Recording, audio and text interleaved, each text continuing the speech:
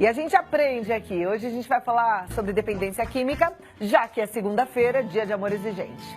E uma das partes mais difíceis na hora de lidar com o dependente é quando ele está sob efeito do uso de drogas. Parece que é impossível, mas o que a gente quer é aprender que dá para encarar essas dificuldades, entender qual é a melhor forma.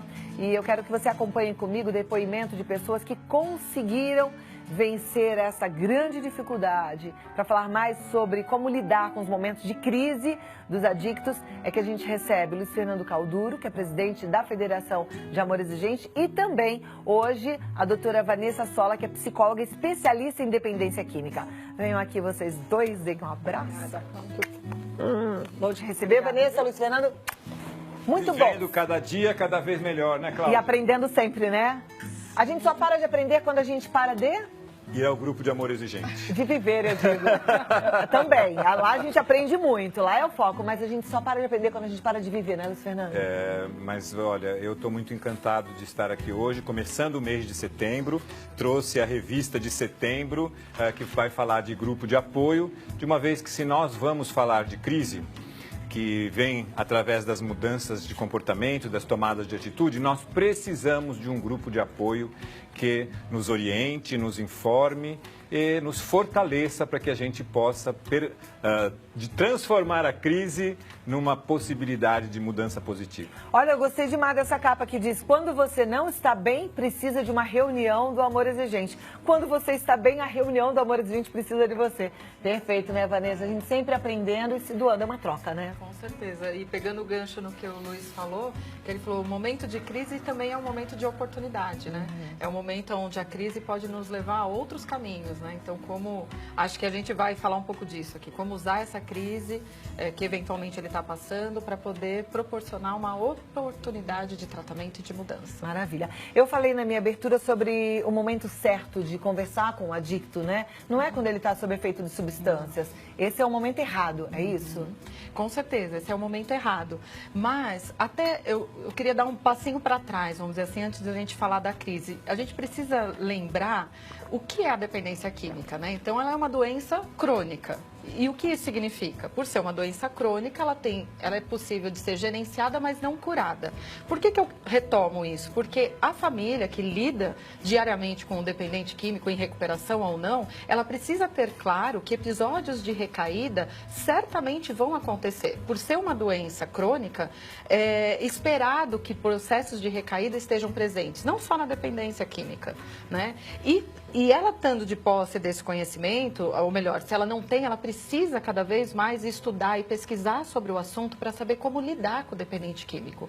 Porque agindo na crise propriamente dita, de fato, o pior horário que você pode ter uma conversa com ele, querer conversar com ele, é no momento que ele está sob efeito, né? Então, confrontos, ameaças de internação, provocar discussões, não vai surtir nenhum efeito enquanto ele estiver sob o efeito de drogas. Ó, gente, aqui a gente fala sobre substâncias, lembrando que muitas vezes, e isso aqui cabe bem em qualquer uma das situações, a pessoa não é um dependente químico, mas está sob efeito de álcool, foi a um churrasco, bebeu muito, aí a mulher inventa de bater boca com o marido naquela hora. Aquele momento também não é o momento ideal. Então, presta atenção. E às vezes você fala assim, é sobre dependência química, não tem esse problema na minha casa, e aí já está desatenta. Presta atenção, porque a gente está falando de compulsões, tá? A dependência química é uma delas. E aí vale para todo mundo. Amor Exigente é um grupo que funciona para todo mundo que busca qualidade de vida. Tá certo, Vanessa? Sim, e uma das coisas que a gente sempre orienta, principalmente no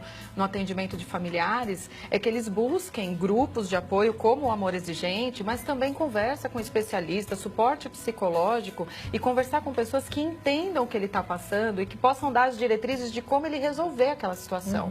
Né? Então, primeiramente, antes de eu querer ajudar alguém ou intervir numa crise, eu preciso buscar ajuda para mim mesma. Né? Por quê? Porque a família também precisa aprender a controlar comportamentos, pensamentos, emoções, até para que ela consiga ajudar alguém que está, evidentemente, numa situação desfavorável, que é o dependente.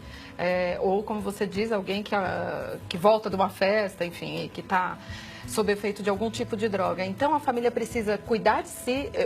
Me faz lembrar muito aquela analogia que a gente faz com o avião. Quando você recebe as informações do que, se tiver descompressorização, máscaras vão cair primeiro em você, depois em quem está do seu lado, crianças, idosos, por exemplo. Então, primeiro a família precisa ela ter um respaldo emocional para que ela possa estar apta a atuar numa crise, né? Então, retomando a questão, agindo na crise, a melhor coisa a se fazer quando ele está sob efeito é esperar os efeitos da droga passar. Agora, como é que a pessoa que não é um dependente químico, que não tem, declaradamente uma compulsão, eu acho que todos nós temos alguma, uma coisinha ou outra a gente tem, nem que seja falar mal da vizinha, né? Mas como é que uma pessoa que não declarada é uma dependente pode ficar melhor no grupo? Pois é, quando vocês estavam falando a respeito da doença da dependência química e que ela vem acompanhada muitas vezes de recaídas, eu fiquei pensando nas recaídas de comportamento que as pessoas têm nas suas próprias vidas e nos relacionamentos difíceis. Então, se você está vivendo um relacionamento difícil, seja ele qual for, você precisa de um apoio, porque a pessoa que está te ouvindo nas partilhas, ela está fora do seu problema. Então, ela vai poder te dar um retorno adequado, positivo, que você talvez não tenha enxergado quando está sozinho. Então, é aquilo de sempre, sozinhos estamos perdidos, em grupo encontramos a nossa força. O grupo, ele traz aquela luz que às vezes está faltando para nós nos reconhecermos. Você sabe que enquanto você falava, eu me transportei, assim, sentimento talvez de muitas telespectadoras, né? E aí num problema, por exemplo, conjugal, você está aí se sentindo no emaranhado, você está sofrendo, tudo parece muito tumultuado, o tempo muito fechado aí na tua casa. Talvez você não tenha nem com quem conversar, porque às vezes você é julgada, se conta para alguém, ou depois você fica bem com teu marido e alguém vai achar mal dele.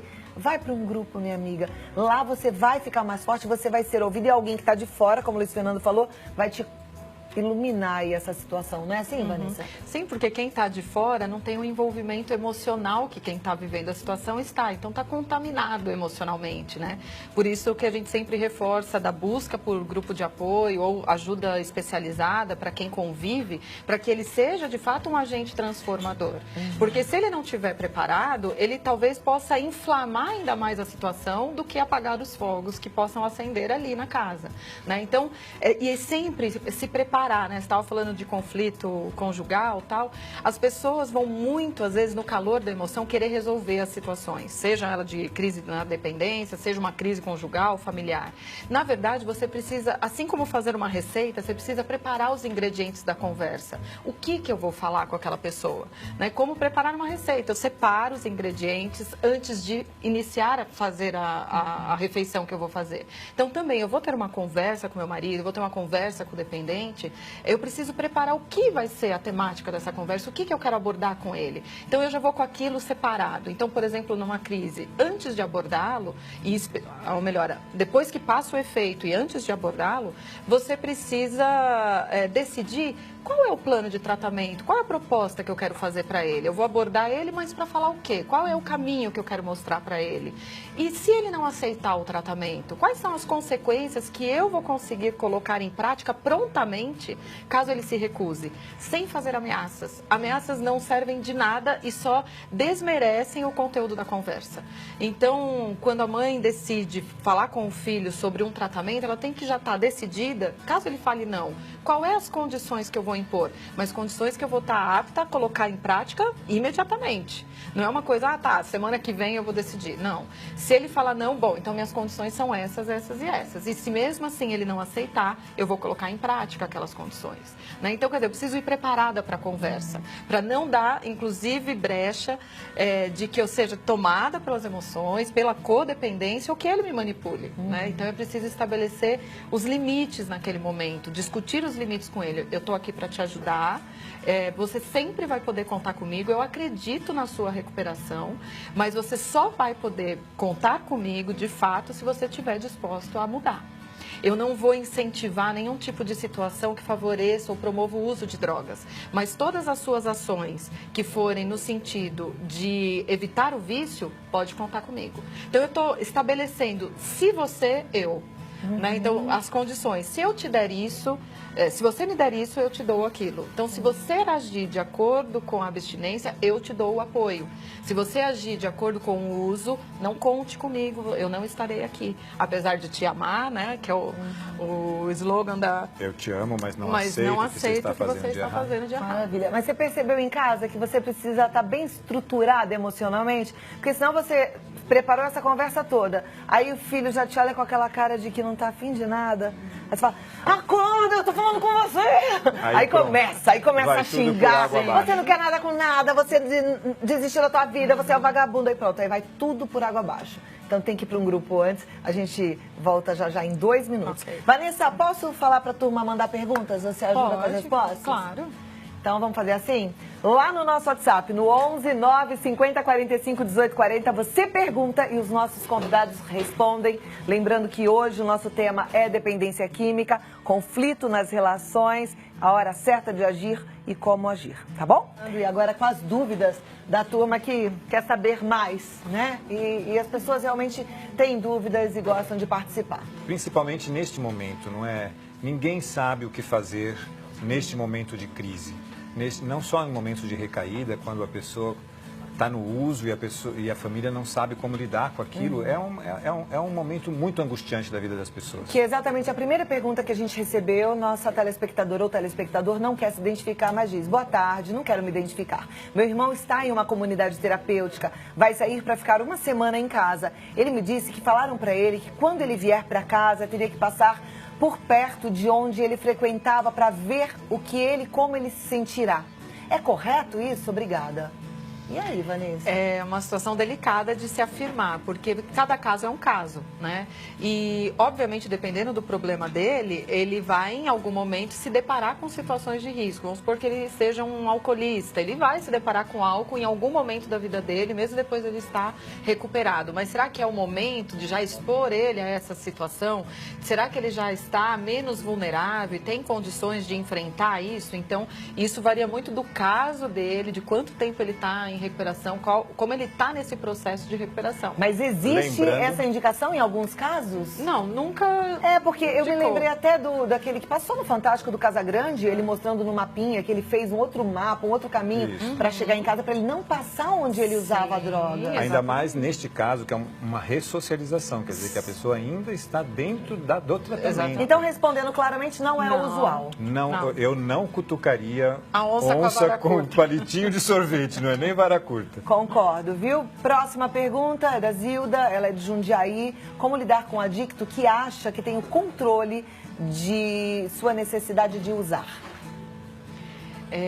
Mostrando para ele as evidências de que os sinais que mostram a vulnerabilidade dele, né? Então, sempre trabalhar no concreto, né? Eu acho que esse é o principal. Você traz a pessoa para situações que evidenciam que ele não tem o controle daquilo que ele julga ter, mostrando fatos, sempre fatos. Perfeito, isso é bom, né? Olhar para trás, não é viver atrás, mas olhar, de vez em quando tem que olhar, falar lá, ó, lembra, né? Próxima pergunta, não quer se identificar também. Como agir quando seu filho está começando a trajetória de venda e uso de maconha? Isso o faz sentir importante e diz que escolheu essa profissão.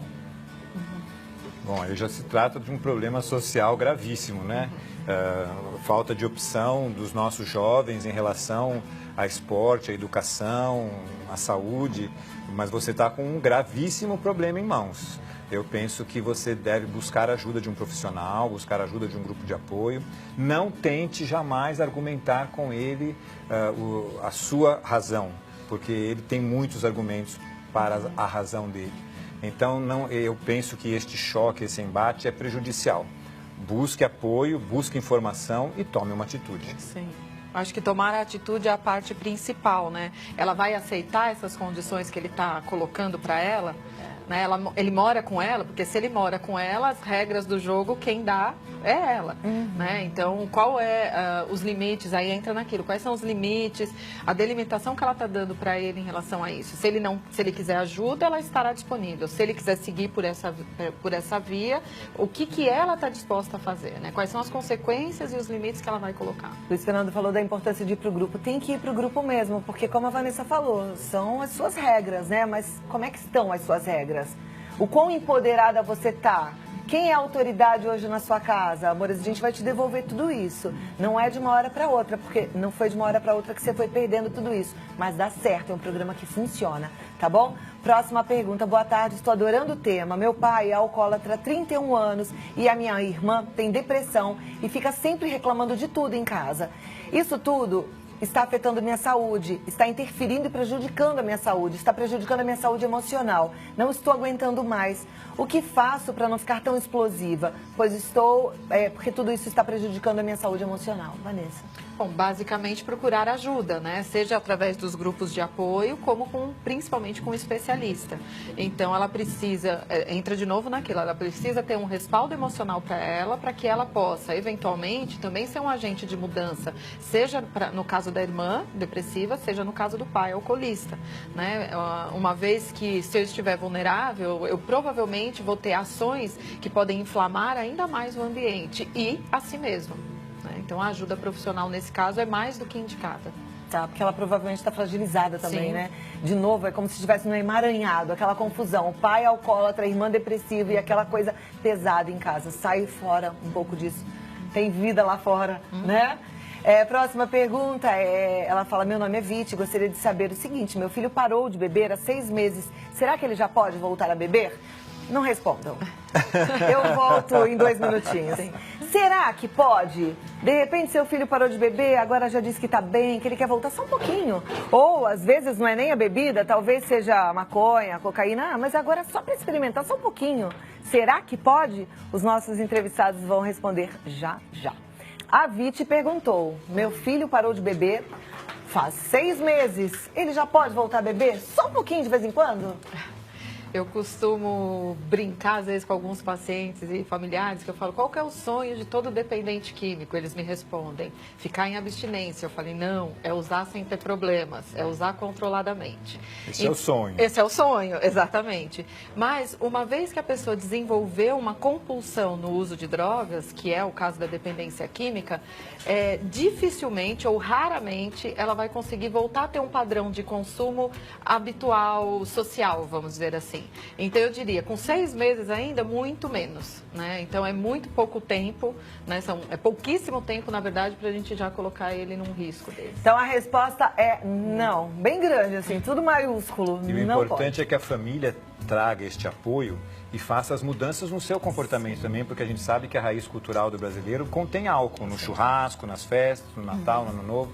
Então, mudar esse entorno vai ser um grande ganho para a família. Ok. Próxima pergunta. Meu esposo está limpo há 1 ano e alguns meses. Faz 1 semana que tivemos uma briga e ele saiu de casa, pois disse que tem medo da recaída perto de mim. O que posso fazer para mudar isso? Tem medo de recair perto dela, mas eu acho que ela deve, de alguma forma, ele está dizendo isso para ela, que de alguma forma ela está levando ele a recair, né? A relação deve estar complicada. Quando a pessoa está já num processo de recaída, ela muito corriqueiramente vai arrumar o pretexto para justificar o seu comportamento. Então pode ser a briga, por exemplo, com ela. Mas ela não é responsável por isso, porque isso é uma decisão dele. Quando a gente fala de alguém que está há 1 ano em abstinência, ele já está em condições de tomar algumas decisões de uso. É diferente de um usuário que está em pleno uso, no qual fatores biológicos são preponderantes na busca pelo consumo. Mas uma vez que eu já estou em abstinência há longo tempo, eu já adquiri novamente, estou de posse novamente do meu poder de decisão. Ele tem o caminho do uso e sempre terá, mas ele agora provavelmente também tem outros caminhos e cabe a ele escolher como lidar numa situação, por exemplo, de conflito com a esposa, numa situação de estresse. Vou recorrer aos velhos caminhos ou vou usar as estratégias que eu aprendi nesse 1 ano de abstinência? Gostei. E fica com essa fala da Vanessa. Você não é responsável pela recaída dele, né? E o dependente químico é manipulador. Tem que ficar bem esperto. E essa coisa de sair aí também, sei lá pra onde, né? Sim. Tem várias questões aí. Vamos lá. Boa tarde. Meu filho saiu de casa por 2 meses porque não aceitou os limites que eu coloquei. Agora ele quer voltar. Eu conversei com ele e disse, você pode voltar desde que você aceite ajuda, indo no psiquiatra, indo às reuniões. Eu posso te ajudar desde que você queira ajuda. Eu já cuido de um tratamento após ter tido um câncer. Estou muito cansada e com falta de paciência. O que vocês acham? Que mantenha o que você falou, porque você falou adequadamente, é assim que tem que ser. permanecer na tomada de atitude, mesmo que isso gere uma crise. Ele pode voltar sim, desde que ele aceite o que não aceitou anteriormente. Perfeito. A Zilda, ela é de Jundiaí. Eu acho que ela já fez uma pergunta, tá? Mandou outra. Então, Zilda, corre lá no grupo de Jundiaí que você está cheia de dúvida. Lá vai ser maravilhoso. Vai ser tão bom, né? O grupo de Jundiaí é maravilhoso. Vá mesmo. Ela pergunta assim: por favor, através de terapia, há possibilidade de se descobrir o porquê o indivíduo procurou por esse caminho? Existe algum cromossomo responsável por ativar esse vício? Olha, não sei cromossomo, mas a gente sabe que tem fatores biológicos e hereditários importantes no desenvolvimento da dependência química. E também fatores emocionais e mentais, né, psicológicos, também que contribuem para a manutenção, às vezes, do uso. Então, a terapia vai ajudar a evidenciar as questões emocionais que estão envolvidas, que são força motriz para a busca de drogas, às vezes um alívio de uma angústia, a resolução de uma timidez, por exemplo, enfim, o que está promovendo, emocionalmente falando, uma força para a busca. E vai desenvolver, obviamente, as estratégias para que ele possa lidar com esses fatores emocionais de uma forma diferente que não através do uso de drogas. Então, a terapia é sempre indicada, na verdade. Muito bem. O Wanderson é de Maceió. Ele pergunta assim: como identificar clínicas que espancam o paciente? Porque eu já conheci pessoas que passaram por isso e é uma vergonha.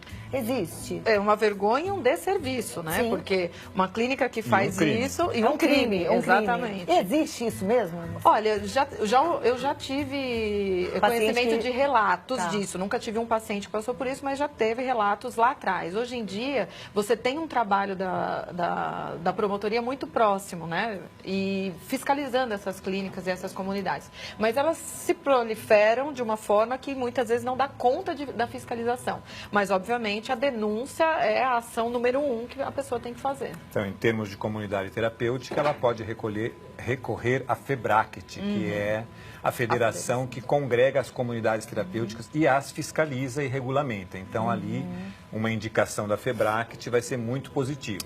E, indo ao grupo de apoio, o Amor Exigente não indica clínicas, mas nas reuniões as famílias trocam as experiências. Então, eu posso dizer, tive sucesso, meu filho teve sucesso, e aí a gente vai trocando as figurinhas. Mas realmente, sem conhecer, buscando só na internet, às vezes o que é bonito é só bonito. Assim é melhor. Então, vai para você conversar com gente que passou por isso, que pode te dar uma indicação mais precisa. Lembrando que, isso eu acho importante, o dependente químico em tratamento, muitas vezes ele manipula. E algumas vezes ele fala o que não é verdade. Estou sofrendo aqui, estou apoiando aqui, estou me obrigando a trabalhar aqui, estou sofrendo, quero ir embora para casa. Né? Tem isso também. Bem lembrado, é verdade, bem bem lembrado. lembrado. Então tem que ficar muito atento mesmo. Eu estou falando que a Cláudia está melhor do que todo mundo do Amor Exigente. Não é todo nada. Eu aprendo tanto com vocês. A gente aprende aqui o tempo todo. Por isso eu digo, a gente só para de aprender quando para de viver. Sim. Todo dia é um aprendizado, né? Acho que todos nós. E a Cláudia é voluntária do Amor Exigente, então ela é obrigada a saber, né? Não, e é tão bom fazer parte dessa história. E Amor Exigente tem feito diferença na vida de muita gente. Ó, essa revista está à disposição. Você pode entrar em contato, pedir a revista. Deve fazer a inscrição. Ainda tem vaga para o curso da semana que vem na Paraíba? Não é semana que vem? Sim, ainda temos. É no Nordestão. Nordestão. É um simpósio. Olha, vai ser muito bom. Nossa família de Amor Exigente vai se encontrar lá. E você tem que ir, porque já me cantaram no meu ouvido qual vai ser o próximo Nordestão de 2020. Você vai ter que estar lá para saber em primeira mão para onde iremos em 2020. Ah, que maravilha. Gente, mais informações no site, que é amorexigente.org.br, ou pelo telefone. Tá aí num desespero, você pode ligar lá, alguém vai te dar o endereço do lugar mais próximo da sua casa. É no 19-3252-2630, tá bom? A Vanessa, que é psicóloga especialista neste assunto, ela tá no vanessasola@uol.com.br, vanessasola@uol.com.br. E quiser mandar um WhatsApp, 119-9219-9099. E no nosso site já entrou as inscrições e o folder da programação do curso de outubro em Mojimirim. Então, pode começar a fazer as inscrições e estamos ali esperando você de braços abertos. Muito bem. E vá, viu?